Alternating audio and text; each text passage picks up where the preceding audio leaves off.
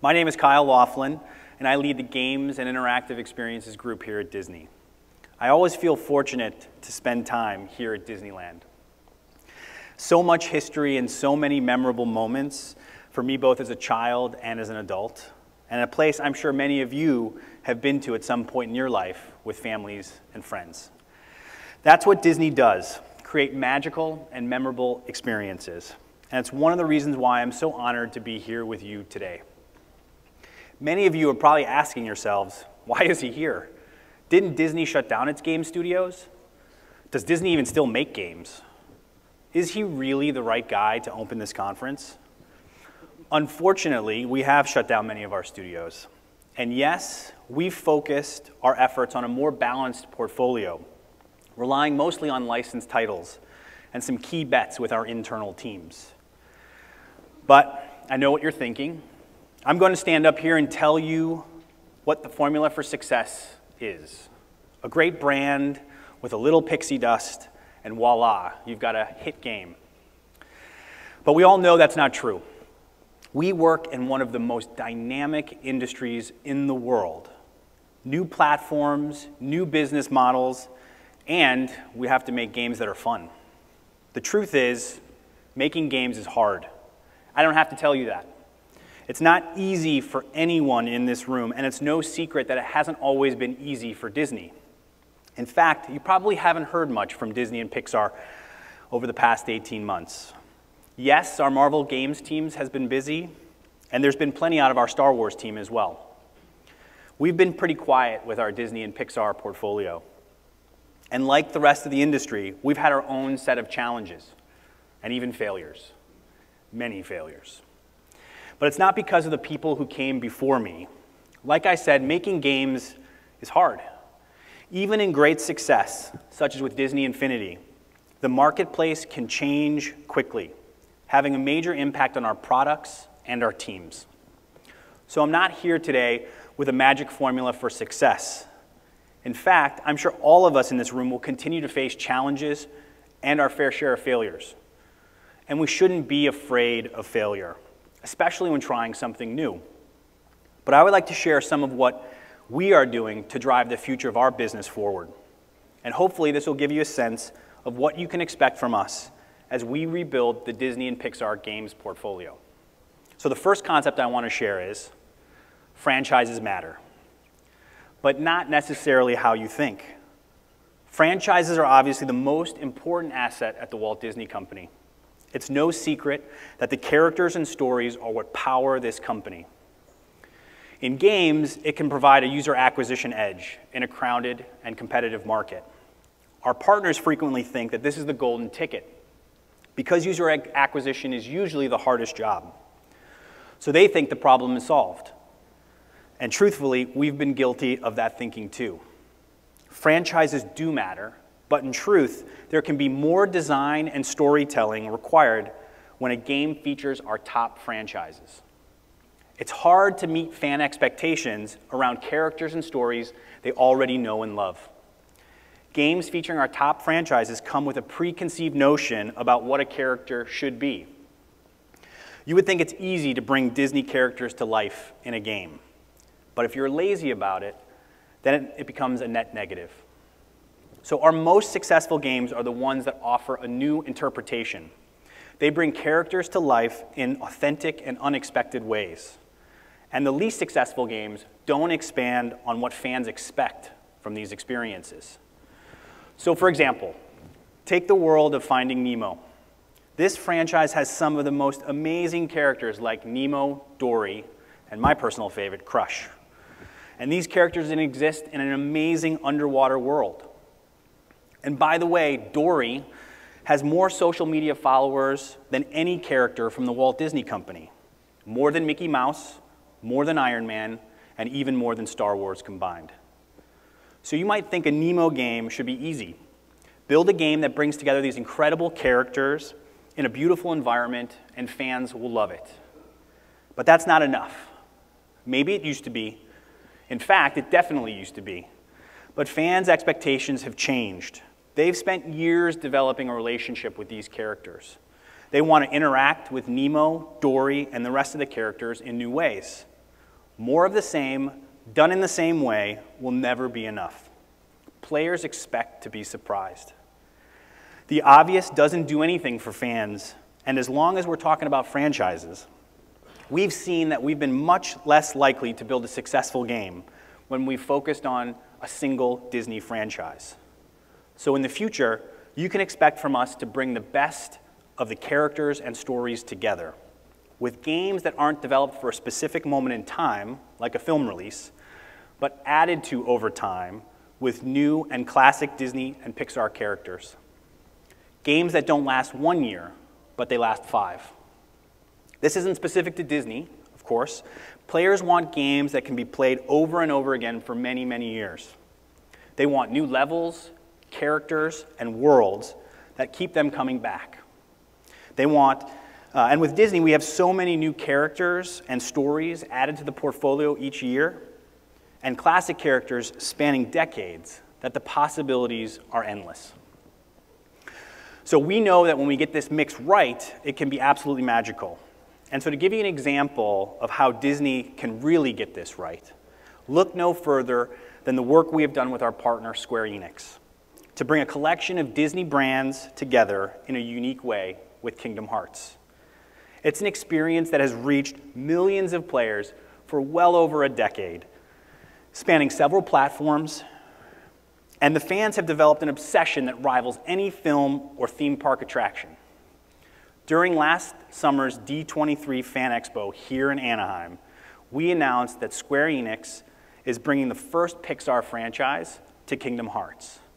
The fan reaction online and at the event was louder and spread further online than any other moment from the conference. So let me show you just a few examples of fans reacting to that announcement.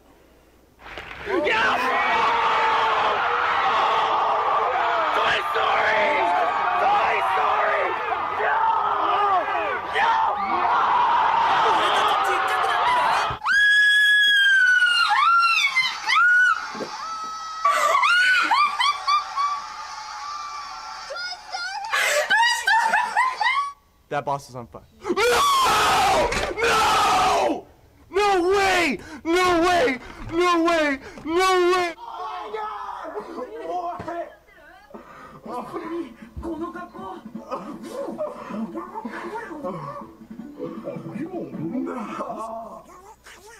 I'm actually happy about something for once. No! Don't do this to me! Don't do this to me! No! No! Oh my God! What?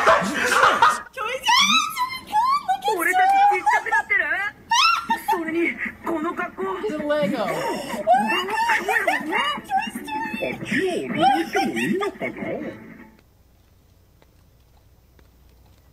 どこだよここ Bruh, like you don't understand. I don't care, yo. I just got extremely emotionally attached, emotionally excited. 暗いな Oh my gosh! It's happening! どこだよここ It's happening! It's happening! It's what? 俺たちちっちゃくなってる What?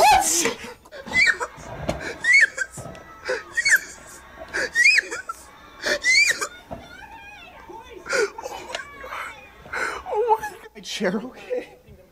Oh my God! I think that was Josh Hartnett, one of those videos. Amazing, right? We've talked about franchises, and like I said, those are the keys to success at Disney. But they aren't the only thing. We all know you have to invest in what's working. And anyone who has followed our portfolio knows Disney loves us a match 3 game. But the fact is, our fans do too. And many of us in the room probably have similar genre types that work for your studio or your communities. These game genres are tried and true. So I'd be crazy to tell you we shouldn't be building games in popular genres that aren't viewed as innovative. There's nothing wrong with building games that feel familiar to players. We don't always have to reinvent the wheel in areas that are working. We try to provide a layer of innovation where it makes sense for a game, and the characters. And we've worked hard to bring those characters to life in this genre, to do something different in the genre. But innovation for innovation's sake doesn't benefit our players. So the fans of our Match 3 games have been pretty happy with our portfolio. But there are a lot of Disney and Pixar fans who want something different. They want more from us. And we've left many of them behind. So moving forward, you can expect us to try a wider variety of genres and platforms. We need to do a better job of bringing our characters to the places where our fans play games. This includes new genres for us like RPGs and brawlers, as well as platforms you might not expect to find Disney and Pixar, like Steam. And we've been working hard to find the right partners to take us on this journey. Our hope is to work with the developers and publishers who've had success in different areas, platforms, and genres. And today, I'm excited to announce some of these new partners in the mobile game space. We will be building new games with Gameloft, PurBlue, Ludia, and Glue. We don't have any specific game announcements today, but we will have more details on these projects in the future. This is an important first step in redefining how Disney and Pixar are represented in mobile games. And some of you may be curious about where we're taking Disney and Pixar in console gaming in a post-Disney Infinity era. So I can assure you that we haven't forgotten about console games. We are taking the time to ensure that we're making the right investments. There is immense opportunity with Disney and Pixar branded games on the console. And we're already working with many of the best partners in the industry that you will hear from soon.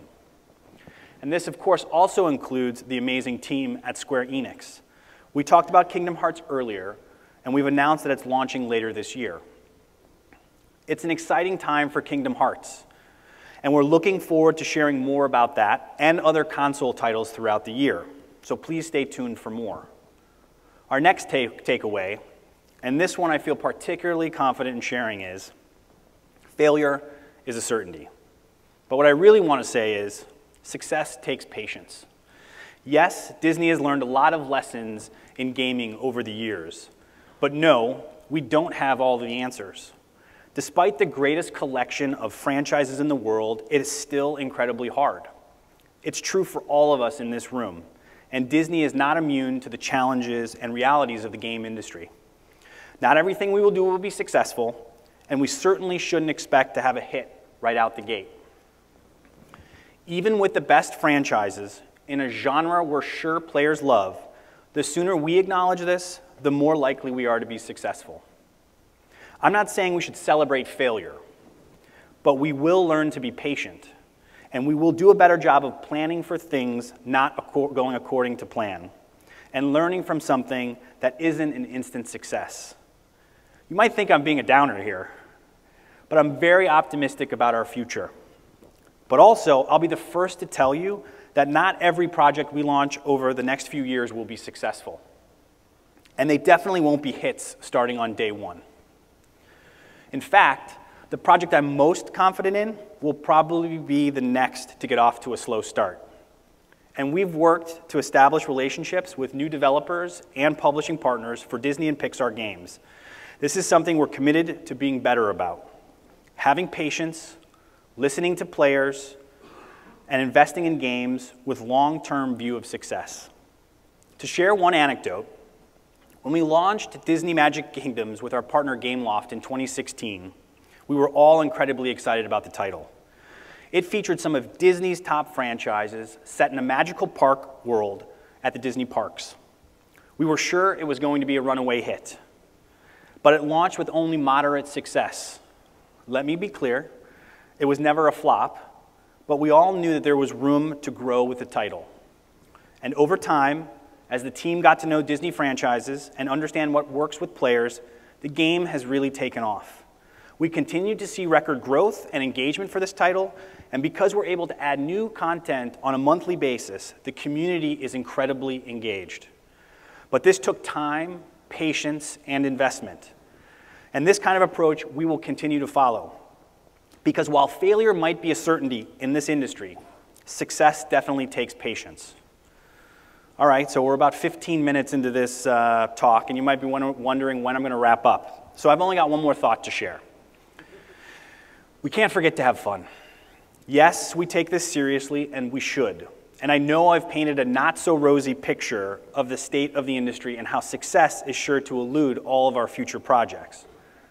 But I'm a firm believer that you have to have fun to make fun. And despite these challenges, we're building a very diverse culture that embraces the best of what we do.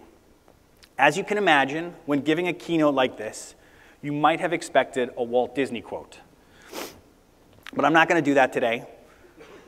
I did come across something that Salvador Dali said about Walt to Time magazine in 1954. He said that Walt has the innocent and unself-consciousness of a child. He still looks at the world with uncontaminated wonder. And I try to encourage and empower all of our teams to have this kind of worldview. Culture is the most and often most overlooked important ingredient for our success. So I've always encouraged what happens when teams, I'm always encouraged by what happens when teams strive to do the impossible. And to give you a great example of what happens when you build a culture where people are encouraged to have fun and work with imagination, I wanted to share a story about a small internal labs team tasked with exploring how new technologies can bring Disney stories to life through never-before-seen projects. This is a team that obviously takes their research very seriously, and I'm sure you're wondering what these people are doing on this photo here, but this is a picture of one of their research projects where they wanted to better understand alternate reality gaming and its impact on some of the areas that they were exploring. These guys clearly also take fun really seriously as well. So one of the first ideas they had was to use your mobile phone to create an augmented reality headset and build a real holographic lightsaber. Disney had never launched an AR product before and had no existing technologies to build it. So the team set out, testing every conceivable prototype, and let me tell you, they went through a lot of ski goggles and duct tape. But they also had a lot of fun along the way, and as you can imagine, the play tests were epic. And even when it seemed the idea would never see the light of day, that after more than a year of testing literally dozens of prototypes, they stuck with it. And we had functioning hardware and software. The team had done it. We had a product that felt like you were holding a real lightsaber in your hand. And the first time we showed it to our partner Lenovo, they knew they had to bring it to market with us. And this past November, Star Wars Jedi Challenges, Disney's first consumer AR product, launched globally. So the takeaway for me is that you can't build an amazing product without an amazing culture. And that brings me to the end. To wrap things up, I just want to acknowledge what a privilege it is to work in this industry with all of you. We're all in the business of entertaining our fans and making people happy.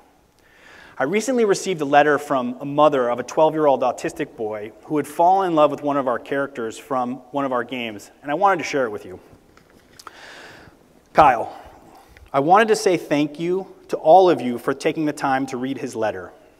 If you talk to his teachers, they'd tell you it's so hard to get him to sit down and write anything, let alone a letter to someone. We are so thankful that Oswald caught his eye and inspired him to do and say something. We sent this letter to teachers, and they were so proud and happy of him for taking the time to write a letter to Disney. They were even more proud when they found out that he did it over his spring break. I don't know what it is about Oswald, but he thinks he's the greatest character Walt Disney ever created. You have no idea how much this means to his dad and myself. We are always telling him, if you want to know something, you have to ask. If you don't ask, you'll never know. We are so happy he took this opportunity to ask Disney about Oswald. Again, thank you, thank you, thank you for taking the time out of your busy day to read and respond to our son's letter. It means the world to us. I'm sure we've all received letters like this from fans. And I don't know about you, but fewer things inspire and motivate me than letters like that. We're lucky to work in an industry with the potential to entertain millions of people every day with our games. And what we do matters to players and fans. I think that's why we're all here in the room today. We want to learn something that might make us better and make our games better. Thank you for coming, and have a great conference.